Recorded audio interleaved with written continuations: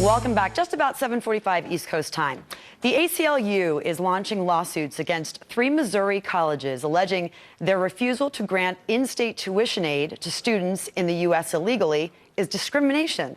The schools say they're just following a state law that prevents them from giving tuition benefits to illegal immigrants, but the American Civil Liberty Union says the law they're following is invalid. Constitutional attorney Tom Dupree is here, and he's going to try to fill us in on this story. Let's break this down. First of all, the schools are the University of Missouri. That is my alma mater. They have commented. They basically say, yeah, we're just following the rules of Missouri's law. Here's the ACLU statement. It's shameful to treat DACA students, and we'll explain what that is, like outcasts when they have lived, worked, and gone to schools in this country since they were children. Missouri cannot afford to drive talented students away. So explain what DACA is, first of all, and how this plays into this whole story.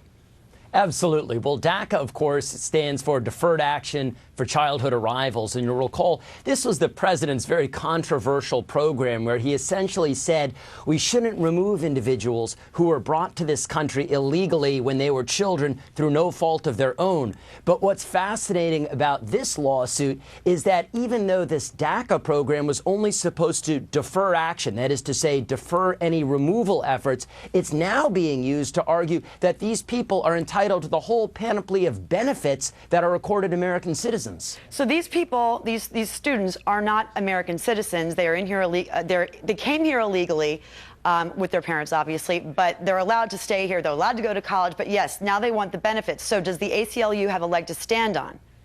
They have an uphill battle. Their best authority is an older Supreme Court case that says you can't deny educational benefits to illegal aliens who are children. Now, of course, we're not talking about children in this case. We're talking about grown men and women who are enrolled in these colleges. And I think Missouri has a very reasonable argument that this class of individuals should not be granted benefits that other individuals, such as international students, for example, are denied.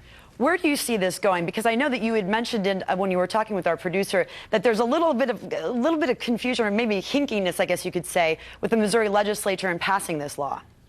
There was. The Missouri legislature passed this provision in the preamble to a budget bill, which is kind of lawyerly and technical, but at least there's some argument as to whether this measure was validly enacted under Missouri law. But I'll tell you, even if it wasn't, I suspect the Missouri legislature could very well and just enact this provision through its ordinary course, so I don't think this issue is going away.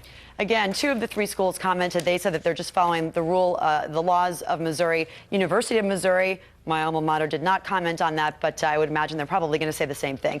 Good to have you here. Thanks very much, Tom. Absolutely. Thank you. Tom Dupree. All right, still ahead.